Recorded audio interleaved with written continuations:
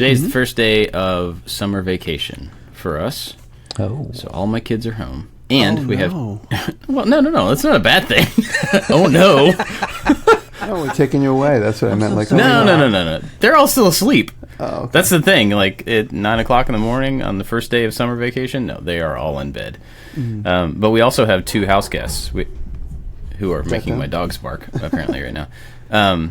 Yeah, so we have, like, people in town for graduations, and then my sister-in-law is here, and, so there's quite a bit going on. And we're recording on Monday instead of Wednesday, like normal, this week. So just, I'm going to be messed up all week long because our days changed.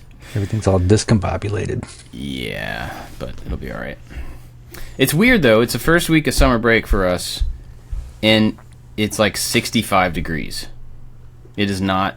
I know, it hasn't gotten hot yet. It has not gotten hot yet here. It's strange. It's very strange. And so, like, my sister-in-law is from Florida, so she came up here, and we were like, yeah, we'll be in the pool, and we'll go on hikes and stuff. And it was, like, raining and 60 degrees yesterday, and today it's gonna rain all week, and it's gonna be kind of weird. But is the pool ready?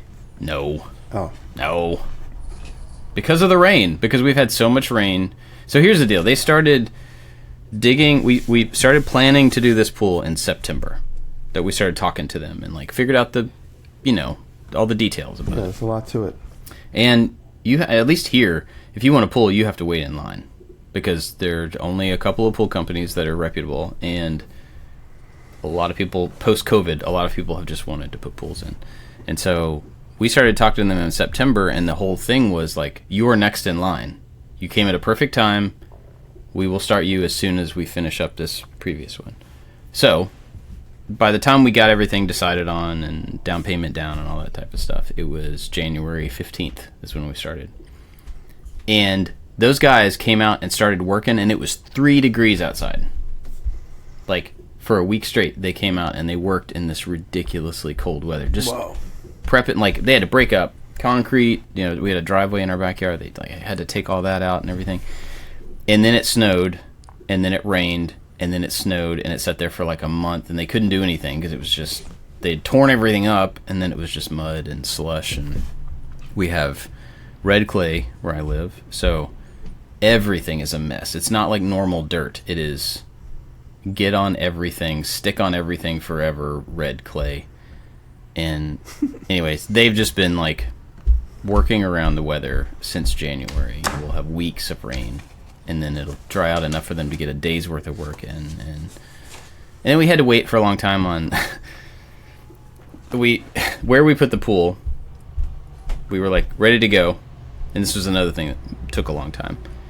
They came out and flagged it. You call it 811, and they come flag all the utilities and everything. And the main electrical line running from the box to our house went diagonally across the pool. So it's like here, and the line was just... There was no way around it. You couldn't move anything except for the line. So then we had to wait. Could you have put, like, left it in there as, like, a thing for the kids to, like, swim down and touch? Yeah, and cover it in pool noodles, and, like, it'll be fine. Yeah, wrap it in a lot of black tape. Yeah. So we had to wait a long time on that, and then they had to dig a trench, and then they had to move the line. And, so it's been one thing after another, but mostly the weather. So for almost 6 months now, we've been, like, in this process, and the team that's doing it is fantastic. Like, it's not them being lazy or anything at all. They're awesome. It's just taken a really long time. So now we're at a point where the pool is in place, the deck is poured. Somebody dropped the ball on ordering the liner that goes into it. Like, somebody didn't approve the final yes, make it thing, and so last week they were like, okay, cool, go get the liner box, and there was no liner box. Mm-hmm. So they had to then, like, fast track that order, and we're waiting on that to come in. It's close, man. It's real close, but it's actually fine that liner box, is that fiberglass? No. It's a vinyl liner that's dropped into. So the shell of it is, they dug the hole, and then they put in steel panels around the top, and we have a deep end. So then they poured grout in the bottom. They put a pad at the very, very bottom. Then they poured in a layer of grout and, like, smoothed that from the pad at the bottom up into the steel walls. And that is not waterproof in any way whatsoever. But it is the shape for them to drop a big plastic bag in, basically, and it snaps in around the outside, and then they fill that with water. So that's... Have you looked into the evolution of in-ground pools, like how they were made, like Yeah. 50 years ago compared to now? Yeah, it's pretty wild, and the technologies have changed so much. There was a house that my aunt grew up in, a house that was kind of a historical home here in town, and it was, at the time, it was a really big home for this area, right? And it was the first house in town to get an in-ground pool. And this was more than, I don't even know, it was a long time ago. It was way before you got in-ground pools, right? And it was if I remember correctly, it was a dome shape, like an upside-down dome. And I think what I had heard that they did is they took the top off of a silo, like Like a grain silo? Yeah. They took the top off, and then they dug a hole, and they flipped it over and put that in, and then like covered the inside of that with concrete. Like, pool, done. And so that was there until a few years ago. Somebody we know bought that house and completely renovated it and turned it into this awesome art space and stuff. But they ended up filling in the pool. So this kind of weird historic pool. But yes, it's changed a whole lot over the years, and it changes based on where you live. So we were in Savannah, we had a pool, and it was a gunite pool, like the typical 80s, when you think of like an 80s swimming pool with the blue slide and, all the typical stuff. It was that pool. And I think those are called gunite, generally. It's just the type of stuff they spray on the inside to give it the structure. But you can't do that here because of the freeze. So the temperature fluctuation throughout the seasons here cracks those. Oh. And there's no way to make them, or it's not efficient to make them thick enough to not crack or something to that effect. So they just don't do that here anymore. So is the liner that you're putting in over the steel, is that susceptible, or is that the type of thing that needs to be maintenanced or changed? Or I think it's like a 15-year warranty or something like that. It's a long time. And so it will eventually have to be changed because, UV is going to break down everything eventually. Plus the chemicals. I mean, we're doing a saltwater pool, so that is far less abrasive on stuff than just like straight chlorine. That's actually a pretty amazing process too. I don't know if you know anything about saltwater pools. No. So, historically chlorine, like you dump this pretty rough chemical into the water and it just kills all the stuff except for people. That's what I smelled like growing up. Exactly. That's what I smelled like growing up. We had an above ground pool and my dad would just kill the water with. Yeah, it's just bleach basically. Our shirts would be different colors, our hair would be lighter. Your hair would be lighter, yep. Yeah. You get green hair at the end of the summer because it's like so, yeah. So with the salt pools, there's, and I don't know all the specific science, so don't yell at me if you're listening, but there's this like ionizer, this tube that has a plate on the inside of it, and you put this in line. So you cut out a section of pipe, you put this thing in, and as the water flows through it, you add salt to the water, and it's like 1/10 of the salinity of the ocean, so it's just barely salty to taste. But as this water goes over these electrified plates, they pull the sodium like out of the salt water, and they break the chlorine and the sodium, and so the chlorine stays in the water, but it's in a low dose and it's like localized in this little tube. So as it breaks those two things apart, the sodium attaches to the metal plate, the chlorine is then released into the water and disinfects it right there in that tube. And so it's like the cleaning happens in a little container. It's like a that filter. Is then being shot into the pool, and so it's just constantly cycling through. And so really all you have to do with those is you just add big 40-pound bags of salt. I mean, you also have to, make sure that's pH balance, and there's some other stuff, but you don't dump in chlorine and stuff. You just add salt to the pool, and it takes care of itself. It's pretty cool. I mean, much easier to take care of. But anyway, yes, we are getting a salt pool. It's not here yet, which is fine because it's 60 degrees outside and we wouldn't be using it anyway. Yeah. Well, is it ever going to be warm enough to dump in the pool? Yeah. Soon. Will you get like a heated cover for it or anything? Yeah, we actually are getting a heater for it because a friend of ours has a pool, and in this area, she said, and the pool people confirm this. Basically, if you get a heater, you have 2 more months of use every year. You know, like you have a month on each end of the season. And then we have this. We're getting an auto cover, which is an extremely expensive thing to add. Extremely expensive. Like, it's one of those. It rolls up underneath the diving board area, and then you push a button and it rolls out to cover the whole thing. That's so cool, though. How convenient is that? Yeah. But the reason that I could justify that ridiculous expense is because they actually showed a graph of how quickly it pays for itself. Because when you open and close it, you only open it when you're swimming. You're saving heat and the chemical change from like the evaporation and just atmospheric stuff. This might be to a lesser degree, but it's also extremely safe. You don't have to worry about animals falling in it. Yep. Animals could like literally walk over it, couldn't they? Yeah. Technically. Yeah. You can walk across it. It's not tight, but it's you can walk in it and get wet, but you're not going to like go under the water. So we just decided, because we're looking ahead at like this is for our grandkids too, which is hopefully really far from now. But at the same time, if we're gonna do this, we may as well do this, Yeah. And so we're looking ahead at what it's gonna be like to have in the short term. We want our kids to like bring all of their friends. We want our house to be this place where everybody comes and spends time and is safe and is And then eventually, we want it to be a place where all the grandkids and all of the family comes and all that. So that's the stuff we're looking ahead with. That's kind of why we did it. I mean, we wanted one. It's fun, but it's like stupid expensive to do. But the justification was like we're investing in community. Like our kids' community, our family community, our local neighborhood community, So that's kind of why we're doing it. But that's cool. Not that anybody asked that, but that's why we're doing it. I have to justify it to myself because it is so much money. Right. So much money. You know what? So much money. Enjoy it while you can. Absolutely. You know my theory. Just spend it while you got it. You can't take it with you. Well, I also have 4 kids to put through college. So they'll be fun. But I was talking, so my neighbor has a pool. And I've known them since I was very young. Like, I've known them probably my whole life. And their grandkids are my kids' age. And so I was talking to them one time. I was, like, asking them questions about the pool. Because they let us come over and swim stuff sometimes.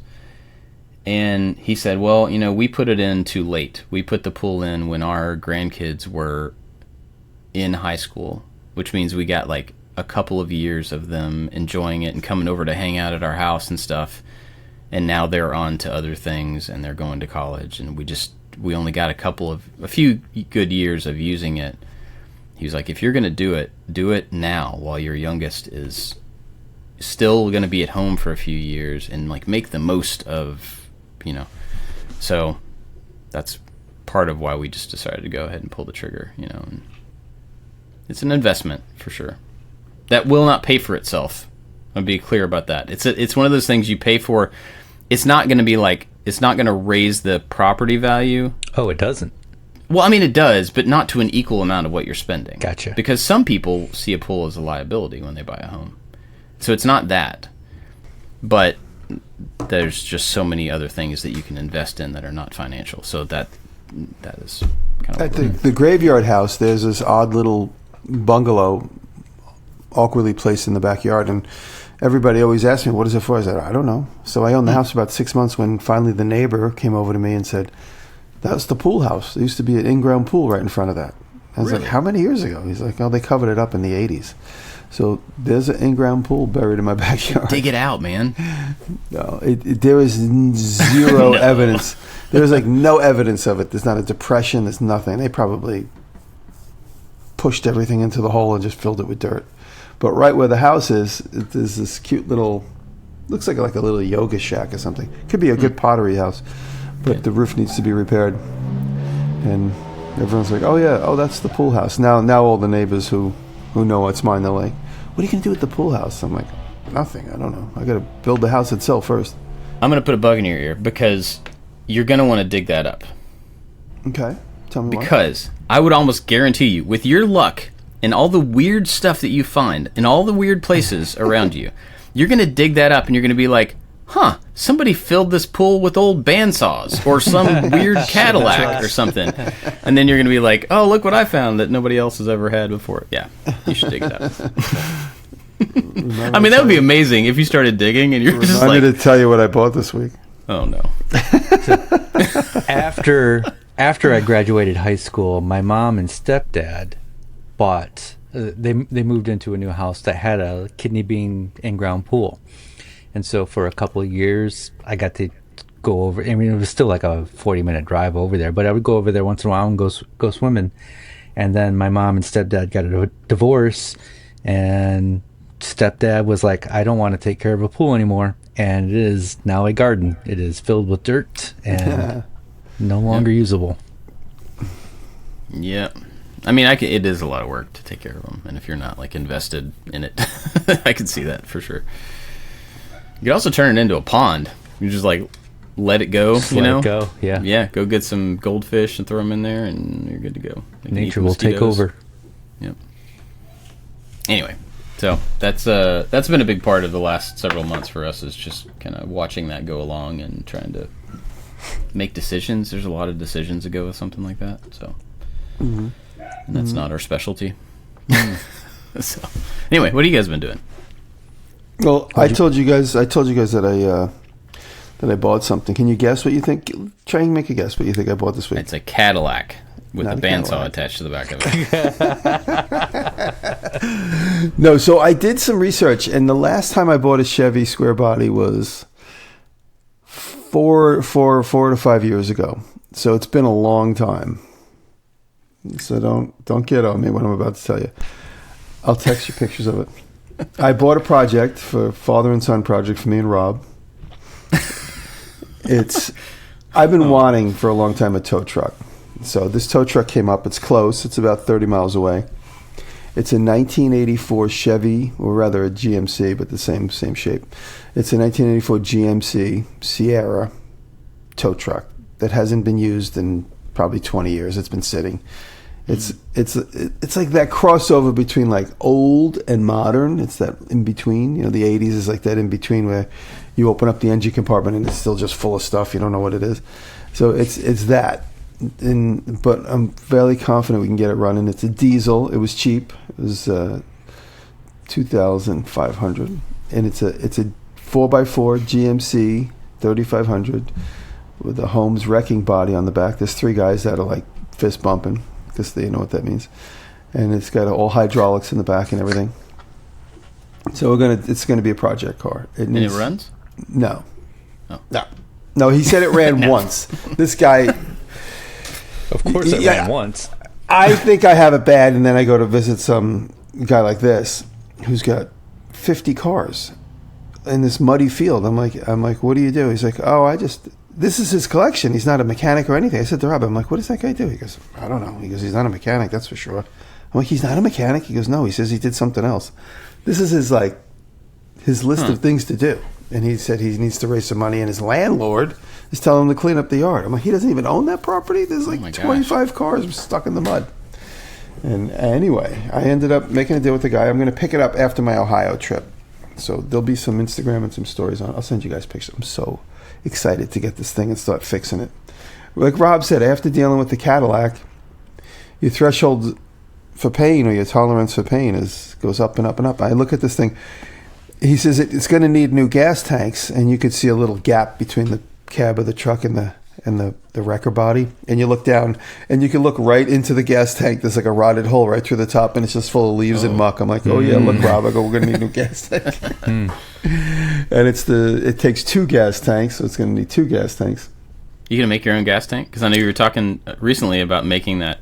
I'll probably buy it, because when it comes to these square bodies from all of them, pretty much any kind of Chevy truck, but as far as the square bodies go from the 70s and the 80s and the 90s, every part is readily available. You could almost build an entirely new car off of LMC. Every single part is available. So it'll go on. The gas tanks are probably like $150 a piece. Oh, yeah. So they're not too bad. But besides that, my other car is the Woody. I'm showing you guys pictures of the Woody. The Woody's really coming together. Episode 3 posted this weekend. It's doing well. Really, really nice comments. And in the old days, I would always get stuff to do on the vlogs. But this time around, I asked 2 videos ago, send me license plates to patch the floor. And I got so many license plates from all around the world. I got license plates from Aruba and other places. And what I'm going to do is line the whole inside of the car, all the interior with license plates, all the part that I build. So there's going to be plenty of license plates. So this is going to be way more than I need for the floor. So I'm going to incorporate them one way or another. Build the inner wheel wells with them and stuff. It's going to be fun. That's cool. So the car video's out, and I'm excited. Now I'm at that point now, because now I've built 2 boats. I'm at that point now where every free moment, I should not be scrolling. I should be gluing wood to this thing. So it's going to be that moment of like, after dinner, like, what are you going to do? Oh, I'm going to go out to the shop and glue wood for about an hour. What are you going to do this afternoon? I'm probably going to glue wood for about an hour. Because you got to glue it, clamp it, wait. Glue it, clamp it, wait. So that's the next few months. But it's running, driving, and I took the gas tank out. So in the video, you see me move it with the tractor, but that's only because I took the gas tank out to safely weld in the back. So I have a question about the wooden part of that. Mm-hmm. I know it's attached to a steel, like the connection points are steel. Mm-hmm. The question is, though, you're still going to have like flex, not frame flex, but the whole car flexes. I would imagine, yeah. I'm probably going to get some. So how does that going to work with the, like, is the wood understructure separated enough from? No. Like, I don't know. I don't really know how to ask that. How rigid is that connection? I'm pretty confident I'm going to get cracks and snaps. I'm not going to drive this to the West Coast, so I'm not overly concerned. It's kind of more of a showpiece. This kind of leans a little bit into our topic for the day, but I'm not going to I'm not going to be too concerned about if it's going to crack and flex and break. Most likely it will. The steel frame, I think, is going to make up for a lot of it, because I made the steel frame, welded it to the frame that would have been part of the actual body. So when I got the car, it was completely cut all the way off right at the back of the driver's seat over. There was nothing. So I attached to the sheet metal frame of the actual body of the car this network of pipes and tubes, and welded those all together, and then rubber mounted them to the actual frame that carries the wheels and the gas tank and the engine. So I mimicked the way that it would have been, and then I welded up these tubes, all attached to the car itself, the upper body. So in a way, I mimicked how it would have been manufactured. I just have to let go and let God as far as if it's going to twist and crack and that type of stuff. Okay. Flex and crack, I should say. If it does, I'm sure it's not going to pop apart. I'm going to do what you might consider like a hurricane strap. You know how you have a hurricane strap where you have straps of steel that go from like your wooden walls down to your foundation. So I'm going to do a lot of stuff like that, where the wood that's wrapped over the metal is also extra bolted on. I've been looking for spots to conceal nuts and bolts and welds and stuff. So I'm not overly worried. Yeah. And if it cracks, I know a guy that knows how to fix stuff. So. That's true. Where I live, I have no idea what a hurricane strap is, but from your brief explanation, I think I got a good idea. When you ever see how a roof just literally picks up and blows off of a house? That's because when the rafters hit the top of the walls, they just toenail it in with the sideways nails or the angled nails. That's how you would do it for years, because where's the roof going to go? Gravity's holding it in place. Yeah. But when the wind picks up, the whole roof just goes whoop. So they put these steel straps, they nail them to the rafters and then bring them down to the walls and nail them to the walls. And if you do that at every rafter, you have all this insurance. And then you also need that to go from the wall to the foundation. Yeah. I'm sure someone's yelling at their computer going, that's not the right explanation. No, I mean, that's the way you do it. My friend Bert built a really nice workshop, like shed thing in his backyard in Savannah when I lived there. And that was one of the things that when the inspector came out, that was one of the things that they pointed out. Like, you have to have this many hurricane straps around the foundation and to connect the roof and stuff. And that was the first I had heard of it, because I didn't grow up down there, so I didn't know that either. Seems like a relatively new thing, like in the last 30 years. It's something that I remember hearing obviously because of down in the south, things blow away a lot.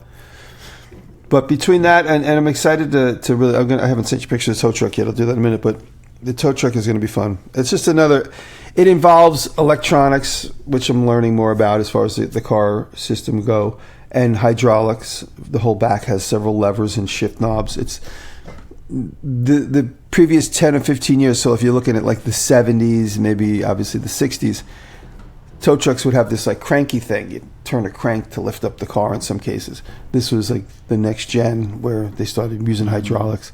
So I'll get a basic understanding of that. And it's a diesel. It's a 6.2 diesel. So it's the same engine that I already have in my Army truck. So I have a little experience with that. He said he bought it to fix up, started it one day off of a gas can, and then never ran it again. Said he got too busy. So my buddy Dave, who's my mechanic consigliere, said that as long as the lower half doesn't have any problems, you should be fine. That would include the crankshaft and the pistons and stuff. So as long as that stuff is good, just everything else is easy to fix. So how many trucks is that now? I never counted. Yes, you did. You know exactly how many. I really don't. I can guess it's about 7. I'll do a count while we talk. Okay. That's funny. But this is going to be fun because I know Scott Crabtree listens, and Scott and I talked about doing a project, and it just never got around to it. So, but this might be the one where we do a fake sticker on it, so it looks old. I mean, it doesn't. It actually looks like, when you take first glance, it looks like a good brand new truck, but it's not at all. Interesting. So I'll send you pictures. Cool. But yeah, that's it. And David, what did you buy this week? Nothing. Okay. Absolutely nothing. I told you I did go to the grocery store and I bought groceries, and while waiting in line, I did not use my phone. Yes. I thought about you, and I was like, all right, I'm just going to stand here and suffer. Was it terrible or was it nice? I mean, the person in front of me wrote a check, and it took them, how long it takes to write it. I was perfectly fine. It's a new me. Yeah. So I'm gonna work on that a lot more. It hasn't been that many days since our last podcast, since we're recording very early, so there's not a lot of new things to talk about. I'm still putting the shop together. I have been moving what I can by myself from Kelly's garage into my garage, and then my brother's coming over tomorrow, and we'll finish moving the other stuff in, and I'll have a new shop. So that is basically what I'm working on. And I am redoing a lot of the shop furniture, where previously when I made my miter saw station, I wanted lots of depth, 30 inches of depth for places to put stuff. Turns out I don't need that many places to put stuff. I need more floor space mostly for tripods and lights and stuff. Because there's right now, or at least previously before we tore the shop together, you couldn't move a camera tripod and a light tripod down the same aisle. So yeah. I'm going to gain a few inches just by making the benches a little bit smaller. It's going to make life a little bit easier. I've come up with a 2.0 design of shop furniture. I'm much better in Fusion now, and so I've come up with a Fusion file where I can change. Like, my old design didn't have a toe kick, and the old design also had a kind of a face frame, and if you wanted to add drawers, you would have to build out the sides so they were even with the face frame. This new design, you don't have to build out the sides for drawers, and it has a toe kick. And the Fusion file you can change the depth of the toe kick, the height of the toe kick, the amount of drawers, the height of the bench, the width. You can change every single parameter. Awesome. And so I'm a little better at Fusion now than I was before. And so I think a while ago I was like, I'm done making videos about shop furniture and tools and stuff, and I'm going to focus on creativity. But I gotta backtrack on that a little bit, because this is something I need. I think I've come up with a better version that could help some people. So I probably have a couple shop furniture videos coming up in my near future. People love that. People do love that. Yes. Yeah. I've been trying to train people to love my project videos instead. But People want shop furniture. And I think I am, we set up that second shop over at the other house, all budget tools. I think I'm going to try to use the budget tools to make the shop furniture. I think that'll be more valuable to the people. So I'm going to use my one track saw and circular saw and try to do it the hard way. You're not going to use your $10,000 worth of tools to make your... Yeah. I know. Yeah. I got that comment again this week. Oh, yeah. This week. Of course. Yeah. Oh, man. Just crazy. I had some really... Not to get on comments, but I've had some really, really out there comments in the last couple of, I don't know, week or 2 weeks or something. And it's not a lot of them, but like just... really out there, and there's things I almost don't even want to talk about specifically because out with it. No. In the after show, I'll relax. tell you one of the ones that was very it was frustrating. Not to me personally. It was frustrating that somebody would say that out loud. I was just like, oh, come on. But anyway. Did you say what you wanted to say about the comments? Yeah, I'm done with that. Okay. Yeah, go ahead. Over my last number of videos, I've gotten so many comments saying, these are your best videos. I like this style. I like the storytelling. Like what you're doing is fantastic. And those comments make me feel so good, but the numbers don't correlate with the comments. And that Isn't goes that back. interesting? It is interesting. It goes back onto packaging. Thumbnails and titles are so freaking hard. And if you don't have a hook and you just want to make something because you need something, it's difficult to sell that to get people to watch. I'm feeling that right now too, for sure. Yeah. It's weird, and I don't know the solution for it, or there's not a solution for it, but I don't know the thing that I'm missing, that I could do better at. So specifically, you can say thumbnails, titles, yeah, sure, but what about them? Like what is the hook? What is the thing that actually would? Because even what I think is a hook is not necessarily a hook for the viewers, It's just, I have no formulation for it. It makes no sense. I did notice in my comments for episode 3 of the Cadillac, I did get a few people like, "Wow, I'm hooked. I've subscribed." I liked one or two people even said, "I saw this thumbnail. I was like, I had to click on it." It's just a dynamic picture of the back of the car with no posts or anything before I did any of the wood. But for the first time, I've noticed, and there was a couple of other comments that insinuate this is a first-time watcher. And I've never seen. I've got at least 5 that I kind of noticed in passing. That a first time really like it. I'm subscribed, which is great. So if this video can do that, obviously that's great. Mm-hmm. But usually my subscriber count is in the negative. Yeah, I'm in the negative still in my latest video too. It's like what? Who's paying that? Yeah, usually I get a dip. We talked about this. I'll get a dip at first, and then it will come back. And it's I think at least YouTube purges. They get rid of bot accounts. They do. Yeah. Yeah, I mean, 100%. I don't think there's too many people going in there going, you know what? I'm sick of this guy making stuff. I'm There are pretty some, sure though. I get that. There are some. Oh, you're using a Capex? Unsubscribed. Yeah. Okay. Yeah. The video wasn't about the miter saw. Remember that time you made that thing? Why aren't you making that again? Unsubscribe. Yeah. Sorry, I've already I made liked you this. better when you lived at your mother's house. Yeah. So, well, let's see. For me, I like you said, David. It hasn't been that long since we recorded, so I really haven't done a whole lot. I've been working on this metal inlay. I don't remember if I talked about that in the last show or not, but this metal inlay in wood thing, and it's another one of those that I don't know how to make a thumbnail out of. I don't know how to hook people into watching it, but I really want people to watch it because I think it's a clever thing. But yeah, I'm gonna have to figure that out. And I really have just been doing that. And it's been graduation weekend around here, so lots of things to do with. My kids aren't graduating yet, but lots of friends are and stuff. So we've had a lot of things to go to and a lot of soccer games and stuff. So I really haven't done, a whole lot of interesting stuff. But I've got a couple of things coming up in the next month that are like 2 projects that are tied together that are home improvement, but cool, but interesting, and I think visual. And I'm trying to figure out how to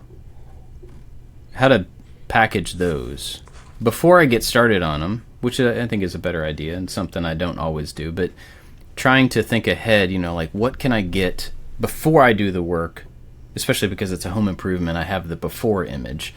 What can I get that will help make that hook more visible, more a visual thing that somebody can see, a transition or something like that? And I just have a hard time with that. It's like it's a lot to think about, designing and building the project and how you shoot the video, and then to also think ahead. It's the same conundrum that everybody has, but people who don't make content may not realize how many things you were trying to think of at the same time, before we get started.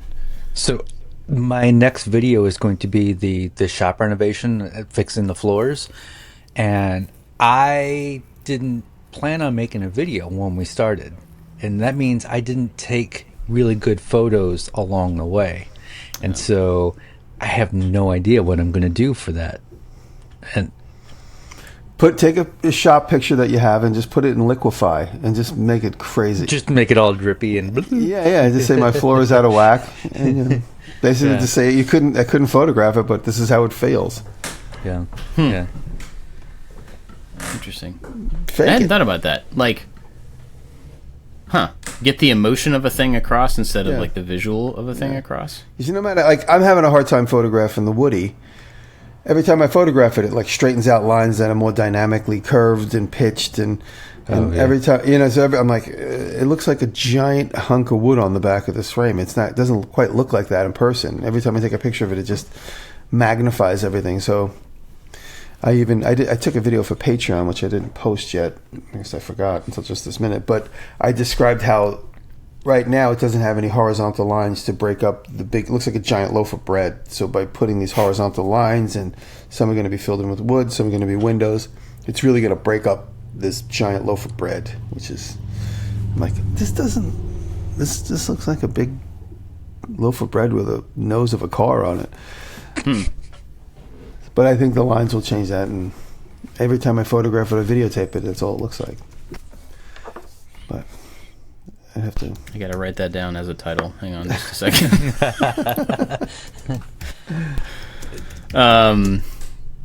So yeah. So we did have a topic. Yeah. So the loaf of bread with a car on it. That's the title, not the emotion. Come on. So this morning on my personal Discord, I asked if anybody had any topics, and Dad Droid responded with, "How do you decide where the good enough finish line is on a project? We all want perfection, but sometimes it isn't practical or is wild overkill. And is it different based on use case, the person it's for, etc.?" So, deciding the finish line. Yeah. I talk about it in my episode 3 of the car, is that I'm not getting so deep into all this joinery. If you look at a 1940s Woody, there's finger joints and there's mortise and tenons and there's lots of joinery, I've noticed because I've studied the cars. I can't do that because I don't know. I'm building completely in the dark. I don't have a design to go by. I haven't laid it out perfectly. I'm just building by feel. The body that's existing is dictating the body lines that aren't there. So I'm putting these long strips of string and wood and seeing where that lands in the back. And I came to the realization of, don't get so uptight. Just start laminating wood. You could take it away. You could add it again later if you look back. Like, for instance, the pictures I just sent you guys. If you notice, the mid pillar, the one that's in front of the rear wheel, does not parallel with the pillar behind the original door, and I'm gonna adjust that so those pillars are parallel, because right now one is angled forward 5 or 10 degrees, the other one's perfectly straight up and down, and it doesn't look good to me. So stepping back and looking at that, I'm going to correct that. And all these little nuances, I realize I'm making a video. This really, more than anything, the finished result will be the video. The car will be a real car. You can come up and touch and see it. But I'm not going to get too wrapped up in all this joinery. So when I first started adding wood, I'm like, that's it? I'm just going to glue this to that? And I had to go through this emotional realization. I'm like, yeah, you just glue stuff onto it. What else is there? There's no magical joint. Every once in a while, I'm burying a screw underneath a piece of laminated wood. I'm like, okay, there's enough laminate there. There's glue joints between the metal and the wood. Let me just put some screws in, and then the next piece of wood will cover the screw heads. So I'm doing that as well. But I'm not getting uptight anymore. In the beginning, I was like, what if I do this wrong? Doesn't matter if I do it wrong, because the fans will tell me what I'm doing wrong. There'll be the one Woody restorer guy out there. They'll give me some guidance. Usually super pros are nice. They're not nitpicky. Super pros in all of our comment sections are the ones that give you the most kind guidance. And you look at it, the comment, and you're like, wow, I just totally did it wrong, but now I know the right way to do it without an insult. Yeah. And, so I'm always kind of fishing for those too. But, and it also obviously depends on, I have to do a client job this week. I have to do a display for a whiskey barrel for Don Julio. And in that case, I'll make sure it looks as perfect as it can be. But then there's also the checklist of, okay, with the designer, this 3D CGI design that I got, these are the several, not a lot, few things that they want. These are the several things. Have I met each one of these criteria? I asked myself, especially when it's for a client, I was like, okay, they wanted this, they wanted that, they wanted that. What else is there? That's it. I've made the requirements. I've made my best aesthetic choices for the things they didn't ask for. And they always come to me because they say I'm always on brand with my builds. And I just have to trust the process. I have in my latest video, I made a pair of bedside lamps, and the base of the bedside lamps is 3D printed. And it was the thing that I wanted to add on at the last second. I knew the lamps needed one more little thing to fulfill the satisfaction of it looking complete. And I came up with this 3D base, and it's a pretty wide base that's flat on the bottom. And one of my issues with 3D printing is I do not like seeing 3D print lines. So I wanted to print it in a very fine resolution. Sorry, I don't know the terms. The line height. And so you wouldn't see them. And when I printed my test one, came out fine. All right, now I'm gonna do a little finer line height. And the corners of it kept coming up during the 3D print, even though I'm using one of the beds with the grip. Again, I don't know what I'm talking about. But it would be like a multi-hour long print, and then when it fails at the end, it's always frustrating. And so I'm like, okay, there is this other bed that I can get that's a super grip. I can also get some glue.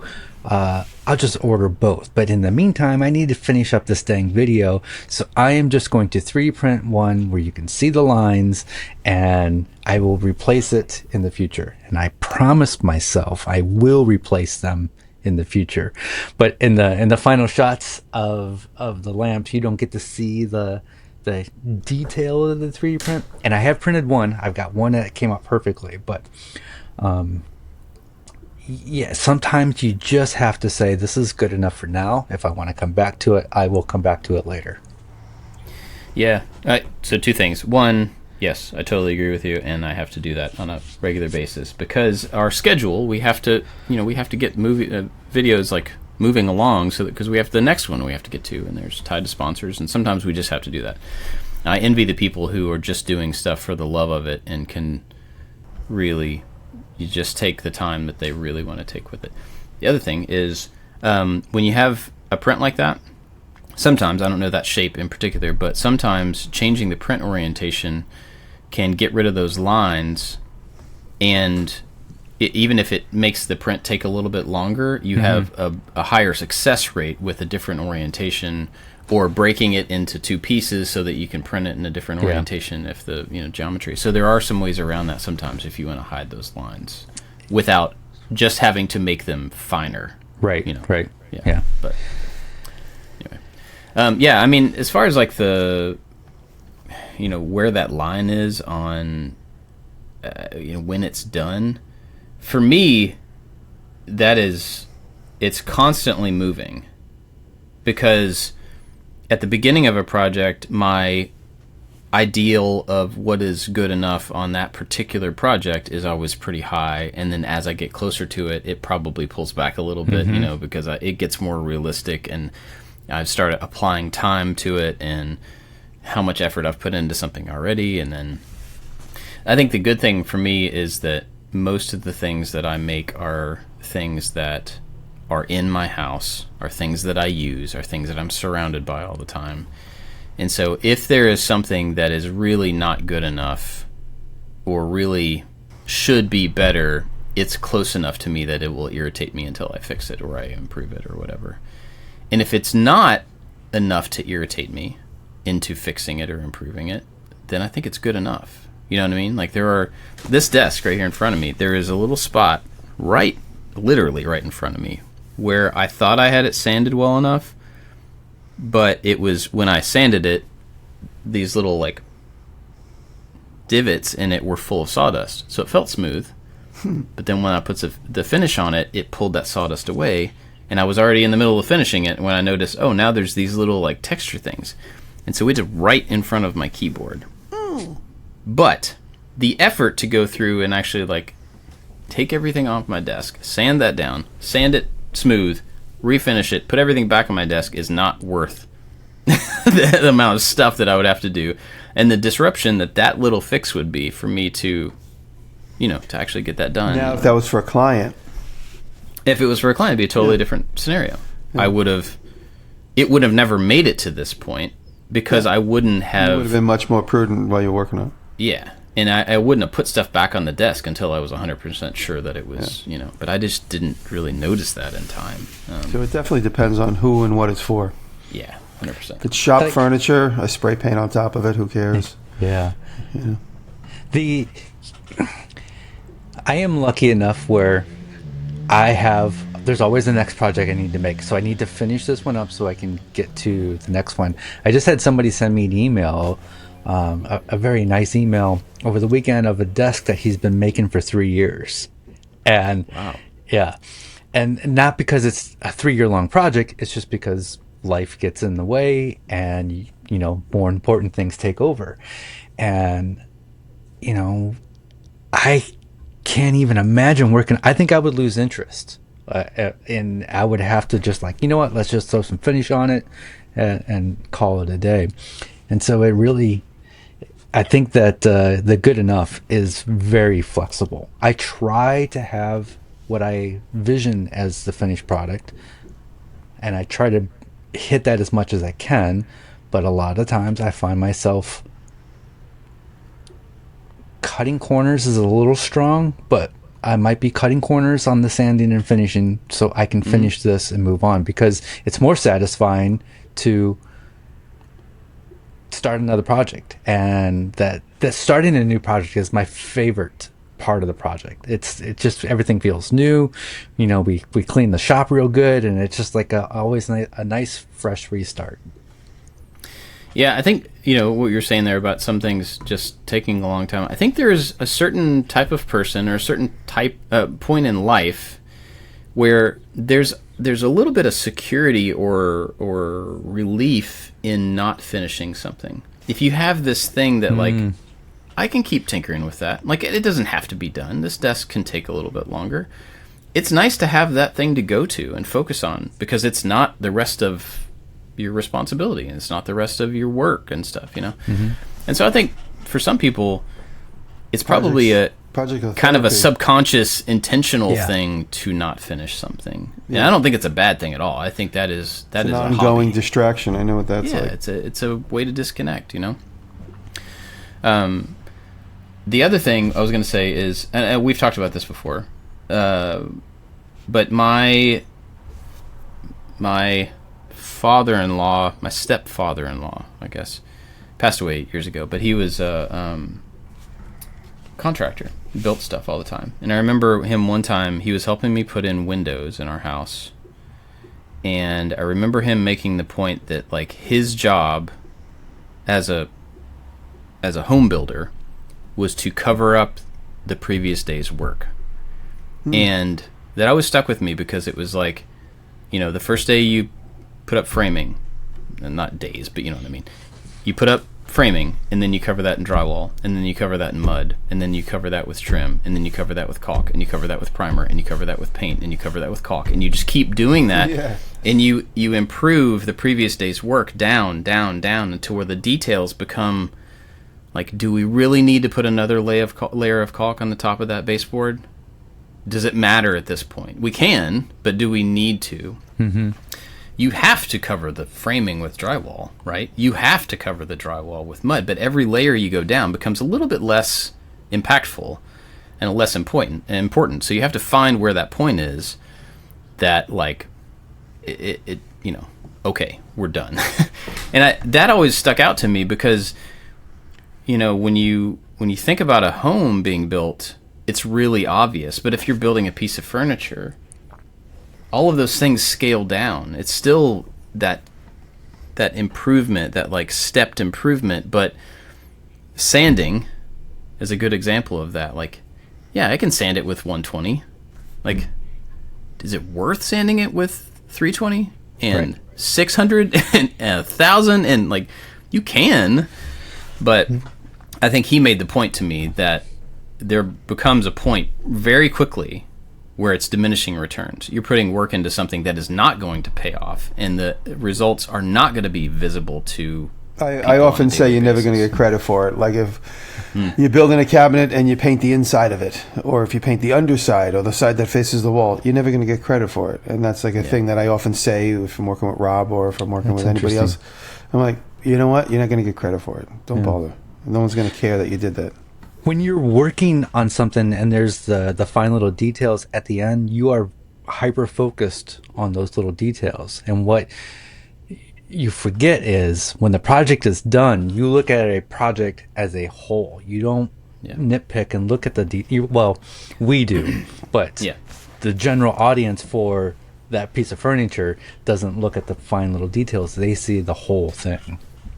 And that's the problem I'm having on the Karmann-Ghia. One of the many problems I'm having on the Karmann-Ghia is I have to do that on a regular basis. Jimmy, I feel like you're really good at this, at looking at a big picture of a vehicle and doing the parts that make it what you want it to be, and not necessarily, like, I've never seen your cars up close, so I'm not saying they're not detailed. I'm not saying that at all. But you know where that line is. Yeah. And the other day I was out at the farm and I was working on the back end of the Ghia, not making a video. I was just out there and I was like, I'm going to make a little bit of progress, right? And so the car is up on a stand, and so I am looking at the bottom of the back bottom of the car. This is going to be 8 inches from the ground, right? And I'm looking at these two pieces, and I'm like clamping them up and trying to get the seam right before I weld it. And the bottom of this bottom piece, the lowest part closest to the ground, has a little like pinch in it. And I'm like, man, I gotta hammer that out. I gotta get rid of that little stupid thing. And I'm like hammering, and I hammer it, and it knocks the clamps out, and I have to start over. And I was like, why am I doing this? This is going to be... You can also weld it and suit it out later. Well, and that's what I should have done. Yeah. But it's going to be 5 feet below my eyes. Like, who cares? Why does that matter? But it's because I was looking at it from a perspective that is not the same perspective that I will look at it when it's finished, when it's on wheels, when it's rolling down the road. Interior design and client jobs, one of the last things we would do is I'd say, like, let's just stand in the room and just look at everything we've done.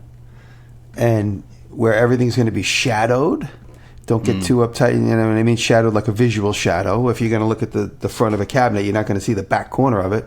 And to see that back corner, you need to have your back against the wall turned around. Obviously, you don't want to leave any glaring mistakes, but when you look at it, just like everything you see instantly when you walk in the room, make sure all that looks as perfect as it could look.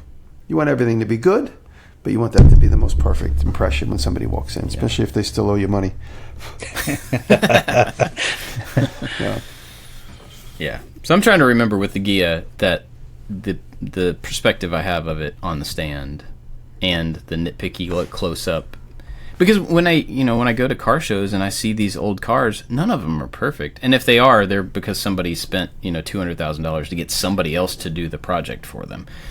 But most of them, you can see paint chips, you can see dents in the thing, you can see where the paint wasn't perfect, and it's still an awesome old car. A funny story about, so when I redid the 1985 blue Chevy Truck flatbed. number 3. Yeah, Truck number 8. the blue Chevy flatbed that I got from Vice Grip Garage. I redid the cab corners and the rockers, and it's a typical thing that goes wrong on these cars. And the cab corners is this big piece that goes up, and then there's a big square piece that kind of goes behind the cab.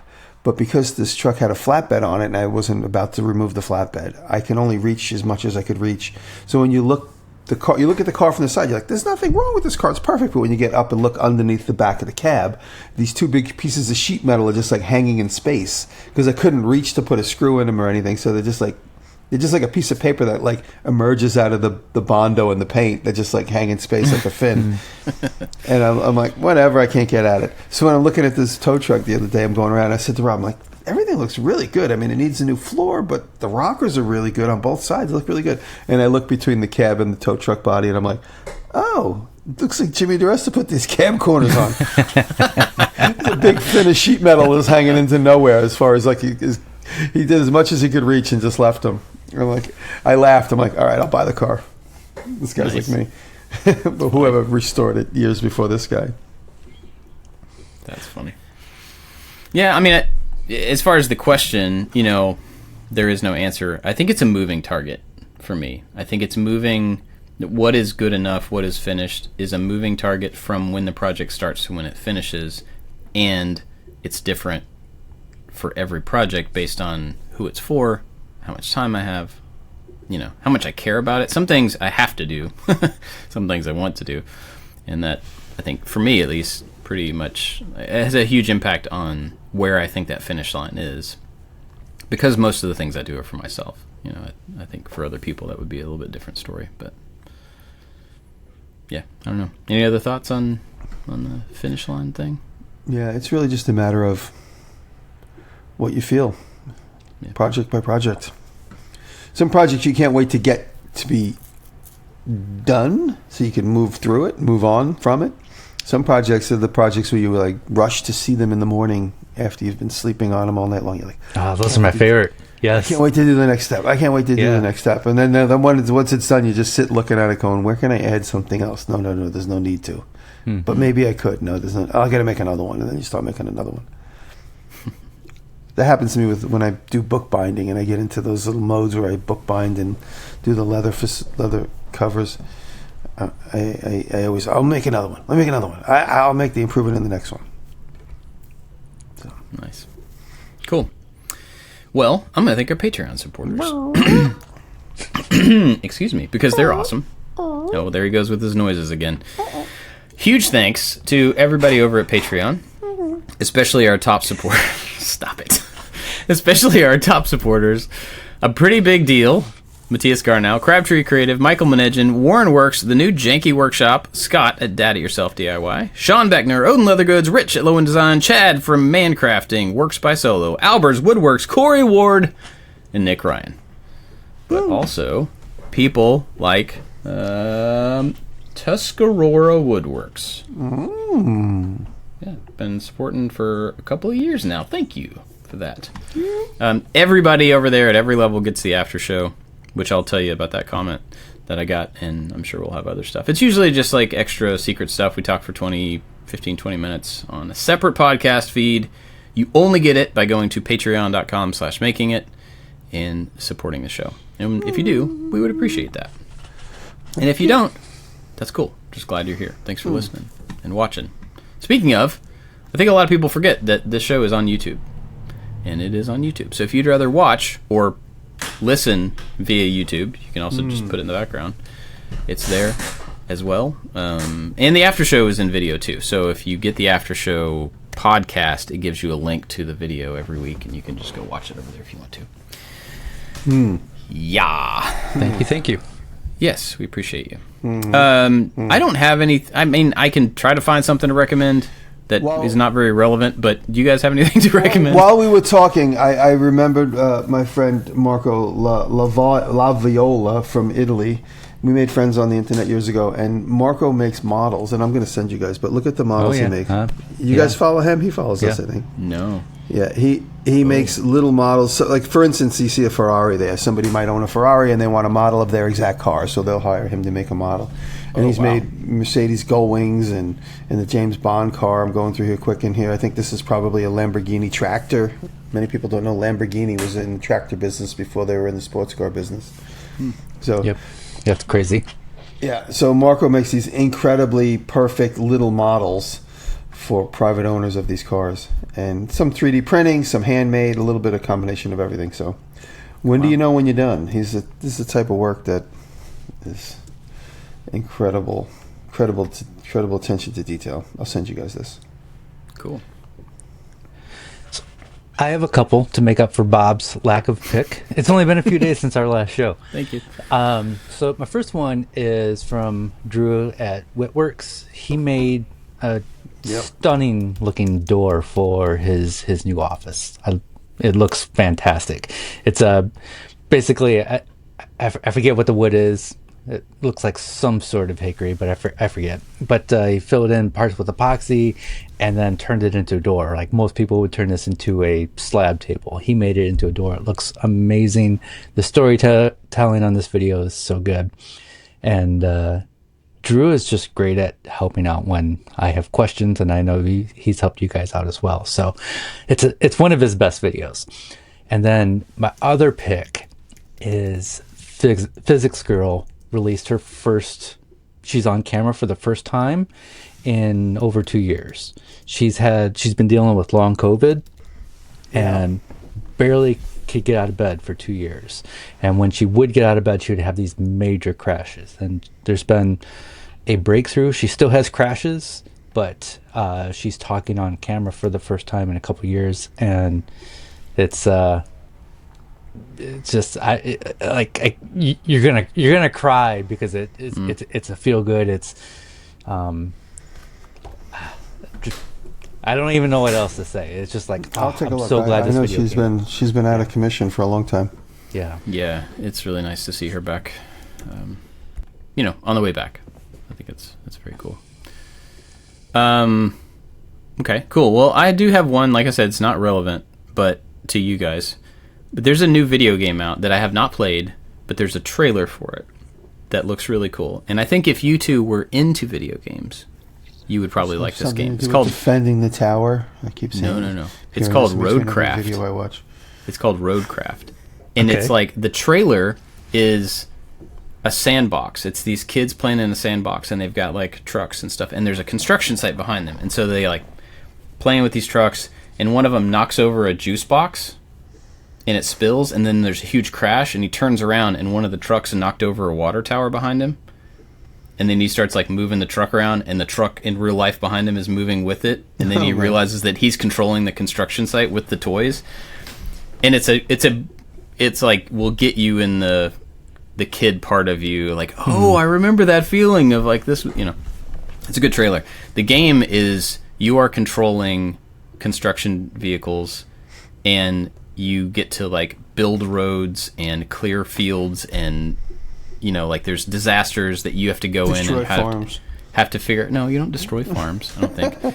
You go in and you figure out how to like rebuild an area that has been devastated by a flood or something like that. So it's all like I get to use this crane to pick up this truck and put it on the other side of the river and then drive these materials to the thing. It just looks like kind of fun. And some people on Discord have talked about how much fun it is, but. Mainly that trailer, just like I was like, oh, this is cool because it's this kid realizing that he has control over this big stuff from these toys. I thought that was neat. But yes, one more honorable mention is Pee-wee as himself, the documentary. I cannot wait to see that. Have you seen it? It's there's 2 episodes, and we're 3/4 of the way through the second one. It's so good. You get to see the creative process. And I love seeing other people's creative process, how something develops from nothing. It's so good. Pee-wee is amazing. He's like a real part of everyone's childhood. Yeah. Awesome. Yeah, I'll put a link. Is it on HBO? It's on HBO, yes. Yeah. Yeah, I'll watch that tonight with Rachel. I got 2 funny stories for the after show. Oh, okay. All right. Well, I guess that's it. Thanks for listening, everybody. And thanks, guys. We'll see you next time. Bye. Bye. Love you.